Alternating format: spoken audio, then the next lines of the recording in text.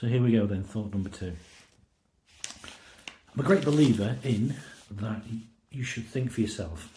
So there's a lot of people, social influencers and YouTube and Instagram and everybody, it's alright, it's just a postman coming by, that will go out there and will make comments on stuff. I'm a great believer in you should think for yourself and find out for yourself, because anything that's brought up in the public arena like this, especially the stuff as controversial stuff I'm going to be talking about, you need to check your facts and where they're coming from.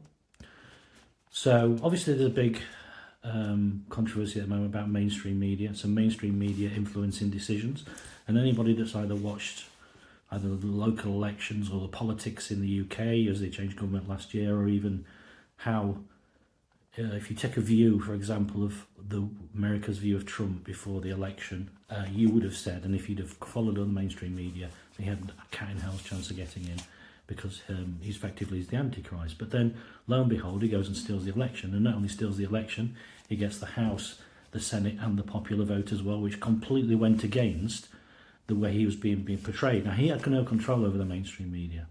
That's the media themselves. So you can't really turn around and go, Trump fiddled it. No, Trump battled against the mainstream media and how it portrayed him, used alternative media, and got the message across. And there's enough Americans believed him to put him back into office. So, excuse me.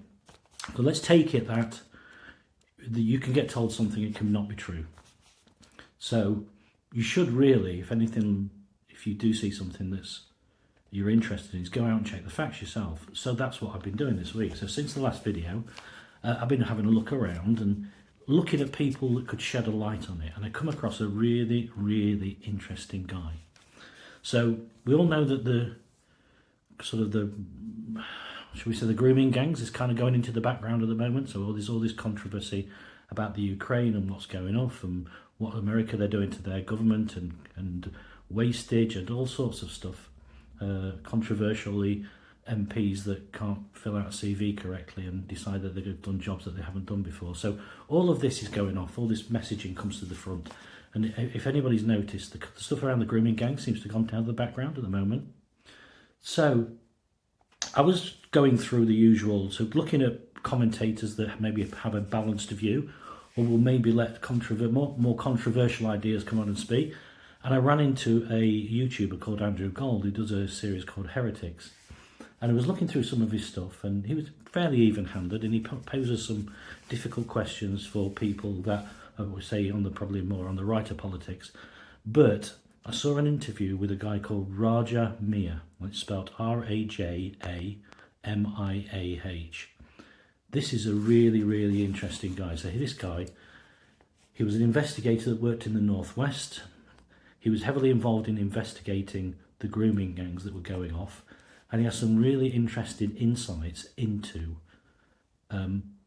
Labour's connection, or the ruling government's connection, with the grooming gangs, and effectively why would they do this. So I'm not going to preempt it, I'm going to keep to my word, and I'm not going to give an idea, but I would highly recommend people go and seek out Miah on Andrew Gold's Heretics, and have a look at that. Give an hour of your time to sit down and listen to what this guy had to say and what he's been up against. It's really interesting because he's been accused of racism, which when you actually see the video, you'll see how ridiculous it is. He's got a lot of information about how the investigations were handled, what did and didn't happen, and more importantly, why would a government not wholeheartedly go after these gangs, which they're not doing at the moment. They're effectively saying it's far right, so we're not going to touch it. It's far right propaganda. So that's it basically. I'll go away, have a look, invest an hour of your time. So if it is something where you are interested in finding out the answer, just don't take somebody's opinion for it. Go and look at people who are actually involved in it and what evidence they've got. And off the back of that, that will probably give you a good idea of what's been going off in the background. It will certainly give you a different view and insight into what's been happening with the grooming gangs. So that's it basically, just a pointer in the right direction. I'm saying the next one, I don't know what I'm going to do it on next time, but we'll find something. Cheers, bye.